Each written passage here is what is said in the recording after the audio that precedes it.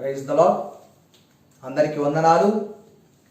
ప్రభువు నందు ప్రియమైన వారలారా, ఈ రోజు అపోస్తలుల కార్యముల గ్రంథములో 8వ అధ్యాయమందు ఒక వ్యక్తిని గురించి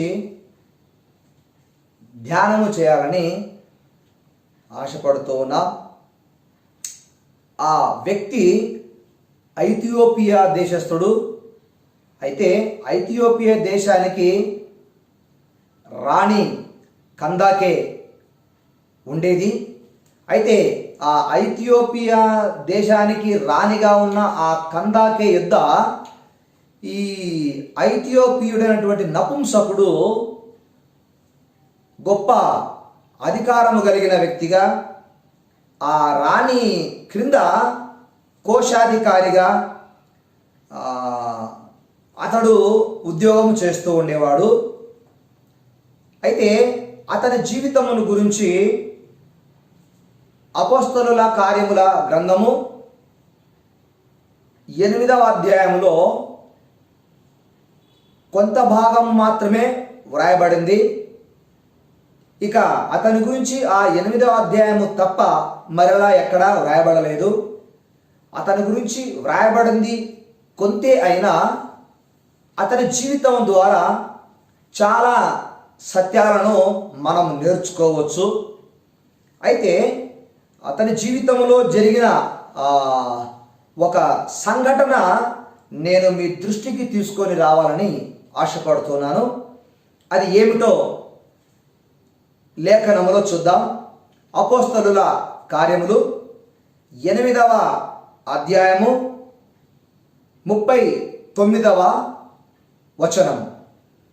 వారు నీళ్లలో నుండి వెడలి వచ్చినప్పుడు ప్రభు ఆత్మ ఫిలిప్పును కొనిపోయెను. నపుంసకుడు సంతోషించుతూ త్రోవను వెళ్ళెను అని వ్రాయబడింది. నపుంసకుడు సంతోషించుచు తన త్రోవను వెళ్ళెను అని వ్రాయబడింది. ప్రభువు నందు ప్రియమైన వారలారా, ఈ నపుంసకుని జీవితంలో అతను సంతోషించడానికి కొన్ని కారణాలు ఉన్నాయి. ఈ లోకంలో జీవించే ప్రతి వ్యక్తి ఏదో ఒక దానిలో సంతోషిస్తూ ఉంటాడు. తనకు దొరికిన ఉద్యోగంలోనో, లేదా వారికి దొరికిన మంచి జీవితంలోనో, లేదా మంచి హోదాలోనో, ఈ విధముగా ప్రతి వ్యక్తి తన సంతోషానికి ఎన్నో కారణాలు చెబుతూ ఉంటారు. ఒకవేళ ఈ ఐథియోపియుడైనటువంటి నపుంసకుని సంతోషానికి కారణాలు ఏమిటి అని మనము ఆలోచన చేయగలిగితే, ఒకవేళ ఆ వ్యక్తి మన ఎదురుగా ఉన్నప్పుడు అయ్యా మీ సంతోషానికి కారణం ఏమిటి అని మనం అడిగినప్పుడు అతను 4 కారణాలు చెప్పి ఉండేవాడేమో. పరిశుద్ధ గ్రంథములో వాటిని పరిశుద్ధాత్మ దేవుడు వ్రాసి ఉంచాడు. ప్రభువునందు ప్రియమైనటువంటి వారలారా, ఆ 4 గురించి ఈరోజు మనము ధ్యానము చేద్దాం. ఈరోజు మన అంశము ప్రభువును ప్రేమించిన ప్రభుత్వ ఉద్యోగి. ప్రభుత్వ ఉద్యోగం చేస్తున్నప్పటికీ కూడా అతడు తన జీవితంలో సంతోషంగా జీవితాన్ని గడపడానికి గల కారణాలు మనం ధ్యానం చేద్దాం. దానికి ముందు చాలామంది జీవితాలలో ఉద్యోగము ఉన్నా, వ్యాపారము ఉన్నా, అతనికి లేదా ఆమెకు వారికి అన్నీ ఉన్న సంతోషము, ఆ కుటుంబంలో సమాధానము మనకు కనపడదు. అందుకు కారణాలు ఎన్నో ఉండవచ్చు. కానీ ఈ నపుంసకుడైనటువంటి ఐథియోపియా దేశస్థుడైనటువంటి అతని జీవితంలో సంతోషానికి 4 కారణాలు ఉన్నవి. ఒకవేళ అతడు మన ఎదురుగా ఉన్నప్పుడు మనము అడిగితే అతడు ఈ కారణాలే చెప్పవచ్చేమో. వాటిని మనము పరిశుద్ధ గ్రంథంలో నుంచి పరిశీలన చేద్దాం. ఈరోజు నీవు నిజముగా సంతోషముగా నీ జీవితాన్ని గడుపుతూ ఉన్నావంటే నీ జీవితంలో కూడా ఈ 4 కారణాలు అయి ఉండవచ్చు. ఒకవేళ నీ జీవితంలో నువ్వు సంతోషంగా లేకపోతే ఈ 4 సంఘటనలు నీ జీవితంలో ఇంతవరకు జరిగి ఉండకపోయి ఉండవచ్చు. ఆలోచన చేద్దాం. సంతోషంగా ఉండాలనేదే ప్రభు కోరుతున్నాడు. నువ్వు ఉద్యోగంలో ఉన్నా, వ్యాపారంలో ఉన్నా, నువ్వు వ్యవసాయకుడు అయినా సంతోషంగా ఉండాలనే ప్రభు కోరుతున్నాడు. పౌలు అంటాడు ఫిలిప్పీయులతో, ప్రభువునందు ఆనందించండి. నేను మరలా చెప్పుదును, ప్రభువునందు ఆనందించండి. ఆనందంగా ఉండండి, సంతోషంగా ఉండండి. ఆనందము సంతోషము ప్రభువులోనే ఉంటుంది అంటాడు. గనుక ప్రభువునందు ప్రియమైన సహోదరుడా, సహోదరి, ఈ ఐథియోపియా దేశస్థుడైనటువంటి నపుంసకుడు ఆ దేశానికి రాణి అయినటువంటి ఆమె క్రింద ఉద్యోగం చేసేవాడు. అతని ఉద్యోగము కోశాధికారి. ఆమె యొక్క ధనాగారం అంతటి మీద అతడు అధికారం కలిగినవాడు. అయితే అతని జీవితంలో అతడు ఎప్పుడు సంతోషించాడు? అతని సంతోషానికి కారణాలు ఏమిటి? ఒక 4 జ్ఞాపకం చేస్తాను. అతని సంతోషానికి మొదటి కారణము ఆరాధన. ప్రభువునందు ప్రియమైనటువంటి వాళ్ళ, ఈ ఐథియోపియుడైనటువంటి నపుంసకునికి ఒక అలవాటు ఉంది. విశ్రాంతి దినము నాడు అతడు ఎన్ని పనులున్నా, ఎంతమంది బంధువులు ఇంట్లో ఉన్నా, ఆరాధన దినము నాడు ఆలయానికి ఖచ్చితంగా వెళ్ళి ఆలయములో ఆరాధించే వారితో కూడా ఆరాధించే అనుభవం కలిగిన వాడు. ఆరాధన దినమున ఏ పని పెట్టుకునేవాడు కాదు. అతడు దేవునిని ఆరాధించడానికే ఆ దినాన్ని కేటాయించేవాడు. అపోస్తలుల కార్యములు 8వ అధ్యాయము 27వ వచనము. ఐథియోపియుల రాణి అయిన కందాకే క్రింద మంత్రి అయి ఆమె యొక్క ధనాగారమంతటి మీదనున్న ఐథియోపియుడైన నపుంసకుడు ఆరాధించుటకు యెరూషలేమునకు వచ్చి ఉండెను. యెరూషలేములో ఉన్న దేవాని ఆలయానికి అతడు ఎందుకు వెళ్ళాడు అంటే ఆరాధన చేయడానికి వెళ్ళాడు. ప్రతి క్రైస్తవ కుటుంబము, ప్రతి క్రైస్తవ సహోదరుడు, సహోదరి ఆదివారం నాడు ఆలయానికి ఎందుకు వెళతారు? ఆలయానికి వెళ్ళేది ఆరాధన చేయడానికి. ప్రతి క్రైస్తవ జీవితములో ఆరాధనకు చాలా ప్రాముఖ్యం ఉంది. యేసు క్రీస్తు అనేటటువంటి పేరులోనే మనకు అర్థం ఉంది. ప్రభువునందు ప్రియమైనటువంటి వాళ్ళరా, క్రీస్తు అంటే అభిషిక్తుడు, యేసు అంటే రక్షకుడు. క్రీస్తు అంటే అభిషిక్తుడు. అభిషిక్తుని ఆరాధన చేయాలా? అభిషిక్తుని ఆరాధన, యేసు క్రీస్తును ఆరాధన చేయడానికి ఈ యొక్క ఉద్యోగి యెరూషలేమునకు వెళ్ళినట్లుగా మనం చూస్తాం. ప్రభువునందు ప్రియమైన వారలారా, ఆరాధన లేని జీవితాలు, ఆరాధించలేని జీవితాలు ఈ లోకములో దేవుని ఆశీర్వాదాలకు, దేవుడు అనుగ్రహించే గొప్ప వరాలకు వారు దూరముగా ఉన్నవారితో సమానము. పరిశుద్ధ గ్రంథములో పేతురు భక్తుడు అంటాడు, ఆశీర్వాదానికి వారసులవుటకు మీరు పిలువబడితిరి. ఎప్పుడు నువ్వు ఆశీర్వదించబడతావు? ఎక్కడ నువ్వు ఆశీర్వదించబడతావు? దావీదు గారు అంటారు, నేను నా జీవిత కాలమంతయు కృపాక్షేమములే నా వెంట వచ్చును, చిరకాలము యెహోవా మందిరములో నివాసించేదనంటాడు.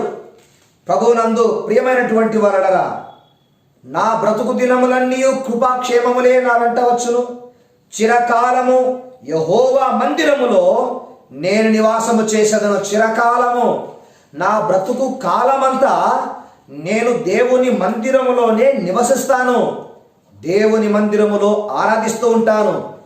దావీదు గారి నిర్ణయం అది.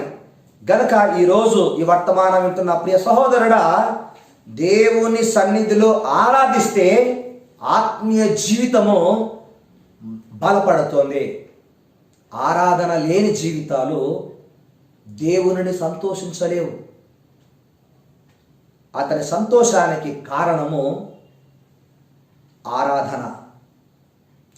రెండవది, అతని సంతోషానికి కారణము దేవుని వాక్యము చదవడము. అతడు యెరూషలేము దేవాలయానికి వెళ్ళాడు, దేవాలయంలో ఆరాధన చేశాడు. అతడు ఆరాధన చేసిన తర్వాత తిరిగి అతడు తన ప్రాంతానికి వెళుతున్నాడు, ఐథియోపియా దేశానికి వెళుతున్నాడు. వెళుతున్నప్పుడు అతని చేతిలో యెషయా ప్రవక్త గ్రంథము ఉండింది. అతడు ఉద్యోగం చేసేవాడు, కొద్దో గొప్ప డబ్బు తన దగ్గర ఉంది. అయితే ఆ డబ్బును అతడు రెండు విధాలుగా ఉపయోగించాడు. ఒకటి, యెరూషలేము దేవాలయములో దేవునిని ఆరాధించిన తర్వాత దేవునికి కానుక అర్పించుకున్నాడు. రెండవది, తాను ఆరాధన చేసిన తర్వాత యెరూషలేములో నుండి బయటికి వచ్చి ప్రవక్త అయినటువంటి యెషయా గ్రంథాన్ని అతడు కొన్నాడు. దాన్ని అతడు పొందుకున్నాడు కొంత డబ్బు చెల్లించి. సో ఆ ప్రవక్త అయినటువంటి యెషయా గ్రంథాన్ని చదువుతూ ఉన్నాడు. అంటే అతనికి ఉన్నటువంటి అలవాటు ఏమిటంటే ఆరాధన చేయడమే కాదు, ఆరాధించిన ఆ దేవుణ్ణి ఇంకా తెలుసుకోవాలంటే ఆ దేవుని గురించి వ్రాయబడిన ఆ గ్రంథము దగ్గర ఉండాలి. ఈరోజు ప్రపంచములో ఉన్న క్రైస్తవ సహోదర సహోదరులకు, క్రైస్తవులకు దేవుడిచ్చిన గొప్ప భాగ్యం ఏమిటంటే బైబిల్. పరిశుద్ధ బైబిల్ గ్రంథాన్ని దేవుడు మనకందరికీ అందుబాటులో ఉంచాడు. పరిశుద్ధ గ్రంథాన్ని రోజు చదువుతూ ఉన్నప్పుడు రోజు నీ ఆధ్యాత్మిక జీవితము బలపడుతూ ఉంటుంది. ప్రభువునందు ప్రియమైనటువంటి వాళ్ళరా, ఒక వ్యక్తి నన్ను అడిగాడు, బైబిల్ రోజు ఎందుకు చదవాలి పాస్టర్ గారు? వారానికి ఒకసారి చదివితే సరిపోతుంది కదా అని నేను అన్నప్పుడు, నీకు సమస్యలు ఉన్నాయా బ్రదర్, ఏమన్నాయా అని అడిగినప్పుడు, నాకు ఏదో ఒక సమస్య ప్రతిరోజు ఎదురవుతూనే ఉంటుంది పాస్టర్ గారు నాతో అన్నప్పుడు నేను అన్నాను, నీ సమస్యలకు పరిష్కారము దొరకాలంటే సమస్యలకు పరిష్కారము చూపించగలిగినటువంటిది బైబిల్. నువ్వు బైబిల్ చదవగలిగితే నీ సమస్యకు పరిష్కారము దొరుకుతుంది అన్నాను. నువ్వు రోజు బైబిల్ చదవగలిగితే నీ సమస్యలకు పరిష్కారము దేవుని వాక్యమే నీకు తెలియచేస్తుంది అన్నాను.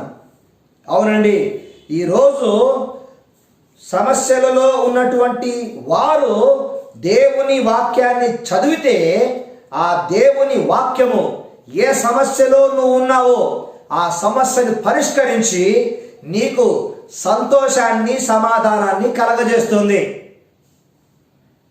బైబిల్ ఎందుకు చదవాలి? రెండవదిగా బైబిల్ ఎందుకు చదవాలి అని ఆలోచన చేస్తే, బైబిల్ చదవడం వలన జీవితంలో ఆనందం కలుగుతుంది, జీవితంలో ఆనందంగా ఉంటారు. ప్రభునందు ప్రియమైనటువంటి వాళ్ళరా, యెషయా గ్రంథము ఇర్మియా గ్రంథము 15వ అధ్యాయము 16వ వచనములో ఈ విధముగా రాయబడింది. ఇర్మియా గ్రంథము 15వ అధ్యాయము 16వ వచనము, నీ మాటలు నాకు దొరకగా నేను వాటిని భుజించి తిని, సైన్యములకు అధిపతి వగు యెహోవా దేవా, నీ పేరు నాకు పెట్టబడను కదా, నీ మాటలు నాకు సంతోషమును, నా హృదయము నాకు ఆనందమును కలగజేసెను. దేవుని వాక్యము చదివితే అది చదివిన వారికి సంతోషాన్ని, వారి హృదయములో ఆనందాన్ని నింపుతుంది. ఈరోజు ఐథియోపియుడు అనేటువంటి ఆ నపుంసకుడు ఉద్యోగస్తుడే, తను ఉద్యోగం చేస్తున్నాడు. అయినా ఆరాధన దినమున ఆలయానికి వెళ్ళి ఆరాధించాడు. ఆదివార దినమున ఆరాధన అయిన తరువాత ఆ సమయాన్ని వృధాగా పోనివ్వకుండా దేవుని వాక్యాన్ని చదివాడు. అలా చదివిన ఆ వ్యక్తి జీవితంలో సంతోషము, అతని హృదయంలో ఆనందము కలిగింది. అతడు సంతోషించుచు తన త్రోవను వెళ్ళెను. ఈరోజు ఈ వర్తమానము వింటున్న నా ప్రియ సహోదరుడా, సహోదరి, నీ జీవితంలో నువ్వు సంతోషంగా ఉన్నావు అనడానికి కారణము నీ జీవితంలో నువ్వు దేవుని ఆరాధిస్తున్న విధానము నీ సంతోషానికి, నీ ఆనందానికి కారణమైంది. రెండవది, నీ జీవితంలో నువ్వు సంతోషంగా ఉండడానికి కారణము రెండవదిగా దేవుని వాక్యము చదవడము. దేవుని వాక్యము చదవడము. క్రైస్తవుడు అనబడిన వాడు ఆరాధన చేయకుండా ఉండడు. క్రైస్తవుడు అనబడిన వాడు దేవుని వాక్యమును చదవకుండా ఉండడు. దేవుని వాక్యము చదివినప్పుడు అది చదువుతున్న వారికి ఆధ్యాత్మికంగా బలపడే విధముగా వారికి ఉపయోగపడుతుంది. దేవునికి స్తోత్రం. నపుంసకుడు ఆ పని చేశాడు. ఇక మూడవది, నపుంసకుని ఆనందానికి కారణము అతడు సువార్త విన్నాడు. సువార్త విన్నాడు. అయితే ఈ సువార్త ఎవరు ప్రకటించారు అతనికి? ఫిలిప్పు దేవుని ఆత్మ ద్వారా ప్రేరేపించబడి, నపుంసకుడు యెరూషలేము దేవాలయము నుండి తిరిగి తన దేశానికి వెళుతున్నప్పుడు పరిశుద్ధాత్మ దేవుడు ఫిలిప్పుతో అంటాడు, నువ్వు వెళ్ళి పలాని వ్యక్తిని పలాని త్రోవలో కలుసుకో. అతని చేతిలో గ్రంథం ఉంది. ఆ గ్రంథాన్ని చదువుతున్నాడే కానీ అతనికి ఆ గ్రంథము అర్థం కావడం లేదు. అతడు దానిని గ్రహించలేకపోతున్నాడు. కనుక నువ్వు వెళ్ళి అతడు చదువుతున్న లేఖనములో ఉన్నటువంటి భాగాన్ని వివరించు. ఆ లేఖనములో ఎవరి గురించి రాయబడి ఉంది అనే విషయము నువ్వు అతనికి వివరించమన్నప్పుడు ఈ యొక్క ఫిలిప్పు ఆత్మ ద్వారా అతడు పరిగెత్తుకొని పోయి ఆ ప్రవక్త అయినటువంటి యెషయా గ్రంథము చదువుతున్నటువంటి ఆ వ్యక్తిని కలుసుకొని ఒక మాట అంటాడు. అపోస్తలుల కార్యములు 8వ అధ్యాయములో 39వ వచనము, నీవు చదువునది గ్రహించుచున్నావా అని అడుగగా అతను కలుసుకున్నాడు. ఒక ప్రశ్న వేశాడు, నువ్వు చదువుతున్న ఆ లేఖన భాగము నువ్వు గ్రహించావా అని ఫిలిప్పు గారు అడిగినప్పుడు అతడు చెప్పిన సమాధానం, నపుంసకుడైనటువంటి అతడు చెప్పిన సమాధానం 31వ వచనంలో, అతడు ఎవడైనను నాకు త్రోవ చూపకుంటే ఏలాగు గ్రహింపగలనని చెప్పి రథమెక్కి తనతో కూర్చున్నామని ఫిలిప్పును వేడుకొనెను. ఎవరైనా ఒకరు చెబితే అర్థమవుతుంది. అర్థమైనప్పుడు ఆ దేవుని పైన ఆధారపడవచ్చు. చాలామంది చదువుతున్నారు బైబిల్, కానీ అర్థం కావడం లేదు. అర్థం కానప్పుడు ఒక విషయాన్ని అలవాటు చేసుకోవాలా. అర్థమయ్యే పద్ధతిలో బోధించగలిగిన, అర్థమయ్యే పద్ధతిలో వివరించగలిగిన పరిశుద్ధాత్మని వేడుకొనగలిగితే పరిశుద్ధాత్ముడే అర్థమయ్యే పద్ధతిలో దాన్ని వివరిస్తాడు. లేదా నీకు అర్థము అయ్యే పద్ధతిలో వివరించడానికి ఒక దైవజనురాలను నీ ఎద్దకు పంపుతాడు. ఎప్పుడు? చదవాలన్న ఆసక్తి ఉన్నప్పుడు. అప్పుడు పరిశుద్ధాత్మ దేవుడు నీకు అర్థం చేయడానికి నీ యొద్దకు తన దూతను పంపడం జరుగుతుంది. నపుంసకుని దగ్గరకు పరిశుద్ధాత్మ దేవుడు ఫిలిప్పును పంపాడు. ఫిలిప్పు వెళ్ళి సువార్తను ప్రకటించాడు. అయితే ఫిలిప్పు చేసిన పని ఏమిటంటే మూడోది విన్నాడు. చాలామంది శ్రద్ధగా వింటుంటారు. ఇతడు సువార్తను ప్రకటించినప్పుడు లేఖనములలో ఎవరి గురించో రాయబడినప్పుడు, ఎవరి గురించో రాసి ఉన్న సంగతిని గురించి ఫిలిప్పు తెలియచేశాడు. అయితే ఆ నపుంసకునికి దొరికిన ఆ యెషయా గ్రంథములో ఉన్నటువంటి ఆ భాగము, యెషయా గ్రంథము 53వ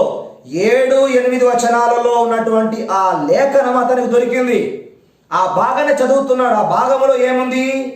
ఆయన గొర్రెవలే వనకు తేబడెను, బొచ్చు కత్తిరించు వాని ఎదుట గొర్రె పిల్ల ఏలాగు మౌనముగా ఉండును, అలాగే ఆయన నోరు తెరవకుండెను. ఆయన దీనత్వమును బట్టి ఆయనకు న్యాయ విమర్శన దొరకకపోయెను. ఆయన సంతానమును ఎవరు విమరించురు? ఆయన జీవము భూమి మీద నుండి తీసివేయబడినది అని ఆ లేఖన భాగాన్ని అతను చదివాడు. కానీ ఆ లేఖన భాగంలో ఉన్నటువంటి విషయము ఆ నపుంసకునికి అర్థం కాలేదు. అప్పుడు అతడు ఫిలిప్పు నోరు తెరచి ఈ విషయం చెప్పడం 35వ వచనంలో, అందుకు ఫిలిప్పు నోరు తెరచి ఆ లేఖనమును అనుసరించి అతనికి యేసుక్రీస్తును గురించి ప్రకటించెను. అయ్యా, నువ్వు ఆరాధన చేశావు, చాలా సంతోషంగా ఉంది. ప్రవక్త గ్రంథాన్ని చదువుతున్నావు, చాలా సంతోషంగా ఉంది. కానీ ఈ మాట విను, నువ్వు చదువుతున్న లేఖనంలో ఎవరి గురించి రాయబడిందో ఆయన గురించి నేను చెబుతాను విను అన్నప్పుడు ఆ నపుంసకుడు, నాకు టైం లేదు, నాకు వీలు కాదు, నేను ఇప్పుడు ఇంటికి వెళ్ళిన తర్వాత నాకు అనేక పనులు పెండింగ్ ఉన్నాయి అని అనలేదు. సువార్తికుడైనటువంటి ఫిలిప్పు యేసుక్రీస్తుని గురించి ప్రకటించినప్పుడు విన్నాడు. ఏం ప్రకటించి ఉండవచ్చు? మారు మనసు పొందు, పాప క్షమాపణ నిమిత్తము యేసు నామములో బాప్తిస్మం పొందు. అలా నువ్వు బాప్తిస్మం పొందిన తర్వాత నువ్వు చేసిన ఆరాధనకు అర్థం ఉంది. నువ్వు చదివిన లేఖనములోని యేసయ్యను నీ రక్షకునిగా నువ్వు అంగీకరించే అవకాశం ఉంది కనుక నువ్వు బాప్తిస్మం పొందాలా. ఆరాధించావు, బాగుంది. లేఖనాన్ని చదువుతున్నావు, బాగానే ఉంది. సువార్తను వింటున్నావు, బాగానే ఉంది. కానీ రక్షణ అనుభవం నీకు కావాలి. నీకు రక్షణ లేదు. నువ్వు ఆరాధించినంత మాత్రాన, లేఖనమును చదివినంత మాత్రాన, సువార్తను విన్నంత మాత్రాన రక్షణ రాదు. ఒక వ్యక్తి మారు మనసు పొందితే తన పాపాల నిమిత్తం పశ్చాత్తాపపడి పాప క్షమాపణ నిమిత్తము యేసయ్య పాదముల సన్నిధిలో ప్రార్థన చేసి బాప్తిస్మం పొందితే జీవితానికి అర్థము పరమార్థం ఉందని ఫిలిప్పు ప్రకటించాడు. అప్పుడు ఈ ఐథియోపియుడైనటువంటి నపుంసకుని స్పందన ఎలా ఉందో మనము చూస్తాం. 36వ వచనం, వారు త్రోవలో వెళ్ళుచుండగా నీళ్లున్న ఒక చోటికి వచ్చినప్పుడు నపుంసకుడు, ఇదిగో నీళ్లు, నాకు బాప్తిస్మం ఇచ్చుటకు ఆటంకమేమని అడిగి రథము నిలుపమని ఆజ్ఞాపించాను. ప్రభువునందు ప్రియమైనటువంటి వారలారా, ఎప్పుడైతే ఫిలిప్పు గారు యేసుక్రీస్తును గురించి ప్రకటించారో వెంటనే ఈ ప్రభుత్వ ఉద్యోగం చేస్తున్నటువంటి నపుంసకుడు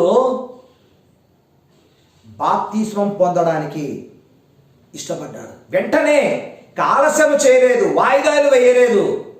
నేను రిటైర్డ్ అయిన తర్వాత, నా కూతురుకు పెళ్లి చేసిన తర్వాత, వారు మంచి హోదాకు వచ్చిన తర్వాత అప్పుడు ఆలోచిస్తాలే అని అనలేదు. వెంటనే అతడు బాప్తిస్మం పొందడానికి సిద్ధపడ్డాడు. ఫిలిప్పు నపుంసకుడు ఇద్దరును నీళ్ళలోనికి దిగిరి అంతటి ఫిలిప్పు అతనికి బాప్తిస్మం ఇచ్చెను. ప్రభువునందు ప్రియమైనటువంటి వారలారా, ఈరోజు అనేక మంది ఆలయాలకు ఆరాధన చేయడానికి వెళ్తున్నారు. రెండవది, అనేక మంది లేఖనాలను చదువుతున్నారు. మూడవది, అనేక మంది దేవుని రాజ్య సువార్తను టీవీలలో రేడియోలలో ప్రకటిస్తుంటే వింటున్నారు, కానీ రక్షణ పొందకుండా ఉన్నారు. అందుకు కారణము రక్షణ సమీపముగా ఉన్నా, బాప్తిస్మం పొందమని ప్రకటిస్తున్నా వాయిదా వేయడమేనేమో. ఈరోజు ఈ వర్తమానం విన్న తర్వాత నీవు బాప్తిస్మం పొంది ఉంటే ధన్యుడవు, ధన్యురాలవు. పొందకపోతే ఈరోజే తీర్మానం చేసుకో, ఇక వాయిదా వేయవద్దు. నీ సంఘ కాపరిని పిలిపించు, లేదా నీ సంఘ కాపరి యొద్దకు నీవే వెళ్ళు.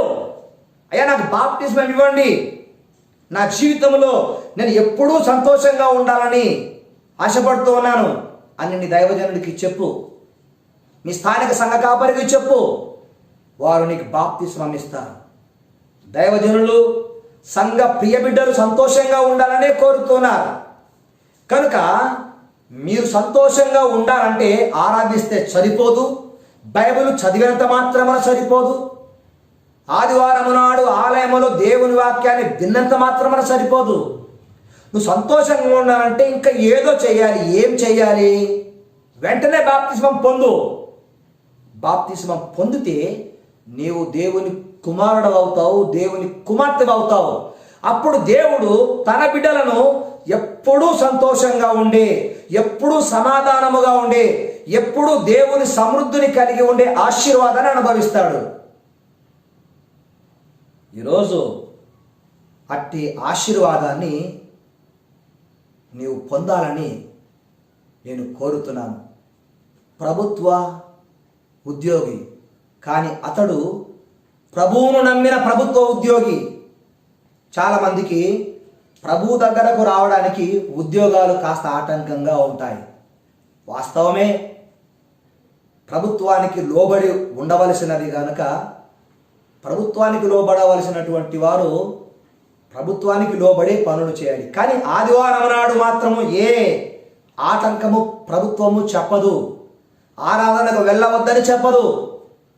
గనుక నా ప్రియ సహోదరుడా, సహోదరి, నీవు ఉద్యోగం చేస్తున్నావా, వ్యాపారం చేస్తున్నావా, లేదా నువ్వు రైతువా?